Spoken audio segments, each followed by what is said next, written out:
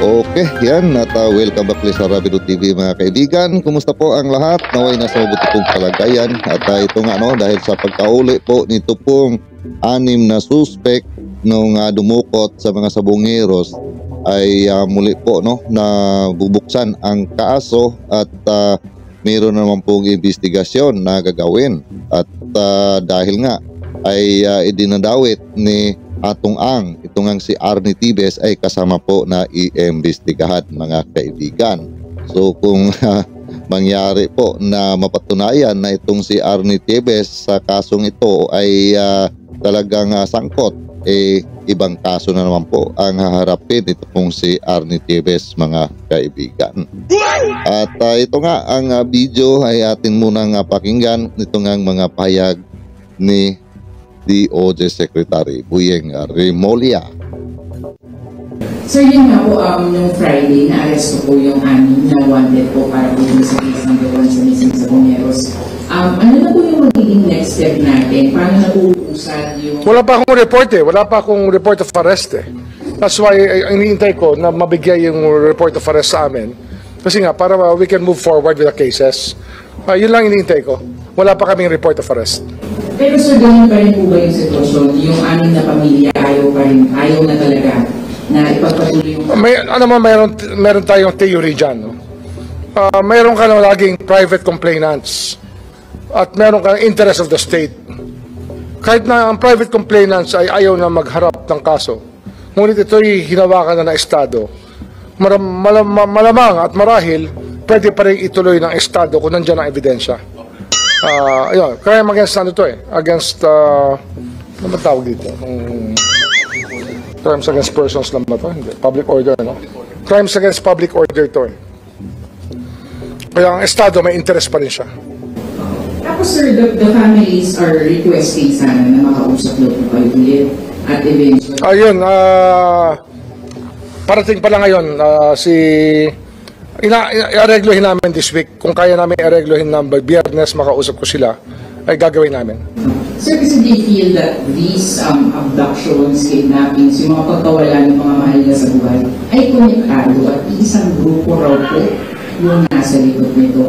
Kamusta sir yung investigation doon and how will this arrest help in that investigation? Naituro na itong grupong ito nung investigasyon pa as early as more than 1 year ago, actually 1.5 years ago, naturo na itong mga ito it was pointed out by the CIDG as early as 1.5 years ago, even prior to our assumption to office. And it just took a longer time para ito'y maituloy at ma-file ang kaso. Pero ang kasi rito, ang trabaho namin dito is always work on the evidence Kung saan tayo dadalhin ng ebidensya, doon tayo pupunta. Kasi alangan naman mag-invento tayo ng mga kaso na hindi naman natin kayang patunayan. Kailangan lahat ng ating kasong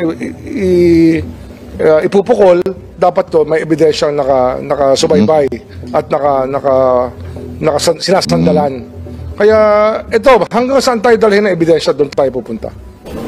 Pero sir, ano po yung assurance niyo po din sa mga pamilya? Kasi they feel na once na huwag naman sana ay ma-dismiss yung kaso dahil wala daw po talagang, maski daw po testigo sir, umataras na rin daw ganun po yung nakakainis sa kanila. Hindi ko pa alam yun, Kaya tutuloy natin ang pangungusap sa CIDG tsaka sa mga pamilya itong Biyernes. Harap-harapan yan, transparent yung usapan namin dyan. Wala kami tinatago rito. Gusto namin magkakaharap lahat pag pinaliliwanag ang lahat ng bagay. Okay? So, Mr. Along was enumerating yung mga major players in yung Sabong and online Sabong. And he mentioned specifically among those was Congressman Tevez. Considering that government is having problems getting fares, we think that yung proceeds nito is purely yung current state niya ngayon na kaya nang ibigan ng justice? Well, hindi pa naman tapos ang lahat Siyempre, hindi naman madaling magpahuli ng taong nasa ibang bansa Pero tuloy-tuloy lang naman tayo. Na-imbestigahan natin ang gusto yan. na-evaluate natin ang ebidensya. Ito naman ay pinag-aralan ng gusto, kaya nagkakaso. At ginawa natin ang lahat ng pwedeng gawin sa batas. Pero hindi pa naman tayo tapos eh. Hindi pa naman, wala pa naman sarado rito. Yung evasion of justice, ang gumagawa yan yung guilty lang eh. Yung nagtatago sa batas, yung guilty lang ang Yun. nagtatago dyan. Yung innocente dyan, susuko at haharap. Yun. Yung mga ayaw sumuko, marahil guilty Ako. sila. Yun lang masasabi ko. Diba? Flight is an indication of guilt, diba? Yung mga tumatakas, may sala. Yun po yung wisdom, ancient wisdom ng criminal law. Alam po ng lahat yan ng West at lahat po ng abogado na ganun po ang kalagayan. Yun. Salamat at maganda. Okay, alright yan, no? At narinig po natin si DOJ Secretary Boyeng Remulla, mga kaibigan. At dito nga, no, meron pong mga taga-media na nagtatanong sa kanya patungkol nga dito sa kaso. Ito pong mga sabongero po, no, na nawala dahil nga ay nahuli na po itong mga tinuturo na sila po ang dumukot, no, itong mga security guard nga, no, sa isa pong harina na doon nga ay dinukot ito pong ating mga kababayang sabongeros na hanggang ngayon ay wala pang ang balita kung ito po ay nasaan na, wala na ba or buhay pa. Pero marami po tayong mga kaibigan, no, na mga nag-comment na ito raw mga sabongero na ito ay pinatay na raw, mga kaibigan, no. Pero yun nga, mayroong isang witness, no, na ay gusto po niya, no, na patunayan ang kanyang sinasabi. Kaso lang po ay takot daw ito na lumantad sa ngayon habang itong si Arnie Tibes ay nasa labas pa, mga kaibigan, at hinihintay lang daw na itong si Arnie Tibes ay mahuli at lalabas po itong nasabi po na witness na tauhan nga ito raw, no, ni Arnie Tibes at kasama din po daw na ay sa pagdukot, no, sa mga sabongero. At hangga pong hinatid po nila itong mga dinukot nila doon po sa huli po nilang hantungan dahil nga ay sabi na ito raw ay pinatay at hinuhulog po ng isang balon o anong malalim na lugar yon, mga kaibigan, no, ang sinasabi, at pinakuryente daw, mga kaibigan. Pero ang atin pong napabalitaan ay hindi pa natin yan makumpirmar dahil nga ay ang witness ay hindi pa nga humarap dahil sa gusto po niya na mahuli muna itong si Arnie Tibes. So dahil sa kanya pong mga pahayag ay ito raw si Arnie Tibes ang mastermind sa nasabi pong pagdukot, mga kaibigan, no. Actually, hindi po tayo confirm dyan, mga kaibigan, no? Hindi pa po yan confirm dahil nga ay hindi pa po yan umabot po sa ating mga otoridad ang nasabi pong balita, no? At yun din po ang pinaniniwalaan ng ating pong mga kababayan na yun nga ay patay na itong mga sabongero. So siyempre sa tagal po ng kaso na ito, nasa 1 taong mahigit na po ang atin pong mga complainant na mga kamag-anak, eh mayroon na din po raw na mga ay nag-withdraw ng kanila pong mga kaso at ang balita nga ay nabayaran daw, mga kaibigan, ano, ang mga ibang complainant kaya ay nag-withdraw. Meron nga tayong napanood na balita na isang ina, no, sa nasabing nawala na sa bungero ay inalok din po, no, ng 20 million, mga kaibigan. Ang laki pala, no, ang kanila pong inaalok sa mga complainant, mga kaibigan. Pero ang nasabi pong ina ay hindi raw niya ito tinatanggap dahil ang pera ay makikita lang naman. Pero ang buhay po ng kanyang anak ay hindi na po niya alam kung ay matatagpuan pa niya, mga kaibigan, no? Kaya pinaglaban po ang kanyang karapatan na makamtan ang hustisya, which is ay tama po naman yan, mga kaibigan, dahil kung ganun po tayo palagi, no, na mayroon tayong mga kamag-anak na yung mawala na parang questionable at mayroon pong mag-aalok na babayaran po tayo at tatanggap lang tayo. So mamimihasa po itong mga gumagawa po ng ganitong krimen dahil ay mapira po sila, kaya lang po nila na pumatay at pagkatapos kung maging dumating po sa punto na parang maiipit na sila, yung pong mga complainant ang kanila pong aarigluhin, mga kaibigan, at babayaran, no? Pero kung katulad lamang nung isang ina na hindi nga nila tinanggap yung pong alok, ay maganda po yun dahil ay talagang ang mga katulad ng mga tao na ito, maramdaman po nila na hindi po lahat ng tao ay kaya po nilang bayaran, no? So maganda po ito, mga kaibigan, no, na pangyayari na hindi po tinatanggap. Pero base po dito, no, sa pahayag ni SOG Buyeng Remulla, at sabi nga niya baka ngayon pong Biyernes ay makikipag-usap daw siya nito pong mga complainant, no, sa mga nawala pong sabongero, yung mga kamag-anak na sa ngayon po ay naghahangad pa rin po na mabigyan ng hustisya ito pong kanilang mga kamag-anak na nawawala. At ngayong Biyernes daw, no, kung maaari ay sana po, no, ay meron na pong pangyayari na pag-usap para po ay uusad na naman itong kaso na ito na matagal na po, nasa 1 taon na higit na. At yung ang iba na nasabi ko ay nag-withdraw na sa kanila pong mga isinasampang kaso, no? At yung witness nga ay umatras na din po, mga kaibigan, no? Pero sabi ni SOG Buyeng Remulla ay kahit na yung witness ay umatras na, basta't ang kaso na ito ay nasa hawak na ng gobyerno, ay tuloy pa rin po, no, ang kaso na ito, no?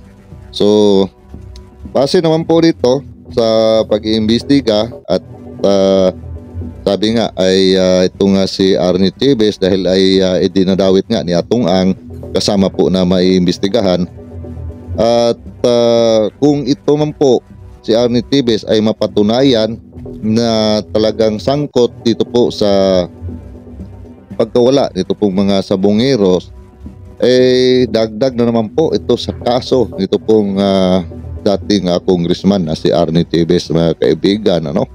Dahil nga ay alam po naman natin na mayroon na po siyang warrant of arrest doon po sa kaso na kanyang kinakasangkutan sa Digamos Lakes, mga kaibigan. At sa ngayon nga ay nagtatago na ito. Wala na po balita kung nasaan nga itong si Arnie Tibes ngayon, mga kaibigan. Pero base po dito sa DOJ, ang kanila pong nalalaman na lugar kung nasaan ay nasa Timor-Leste, no? So hindi pa rin po natin yan makumpirma dahil nga ay hindi pa naman po nila nahuhuli ito pong si Arnie Tibes. So dapat po ay ipakita po nila sa taong bayan na talaga totoo ang kanilang mga sinasabi, na andoon nga at nahuli po nila doon po sa nasabing lugar at maibalik po nila sa Pilipinas para managot po sa mga kaso na kung saan po sa ngayon ay nasa korte na. Itong ang pagpaslang kay late Gabriel Digamo at sa iba pang biktima, mga kaibigan, no, sa nasabi pong Pamplona Massacre, no?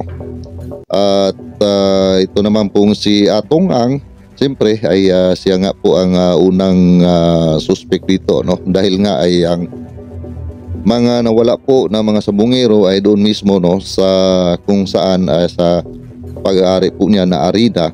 At ito nga mga suspect, no, na nahuli, ito po yung mga security guard, no, doon po sa nasabi pong arena, at sila din po ang tinuturo na dumukot dito po sa mga sabongero. So yung pong mga tao na pinapangalanan na nga po ni Tong Ang, no, alam po naman natin marami pong pinangalanan niya, no, sa video nga dating tinatalakay kagabi, ay siyempre kasama po yan sa iimbestigahan, ano?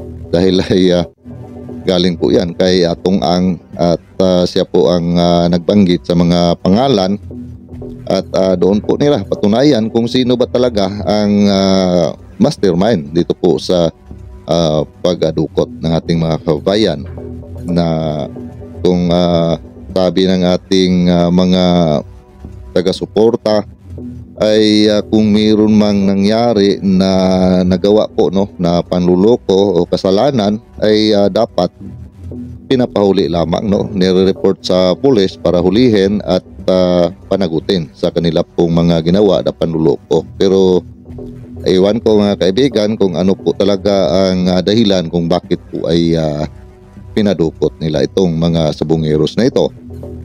Pero alam po naman natin ito pong gaming o tugal na ito mga kaibigan na sabong ay malaking pira po ang talagang sangkot po dito dahil ay milyones din po ang kanila pong isusugal dito mga kaibigan. So baka ay dahil sa laki po ng pira na sinusugal at mayroon pong dayaan na nangyayari, hindi nga po natin pa alam talaga ang dahilan.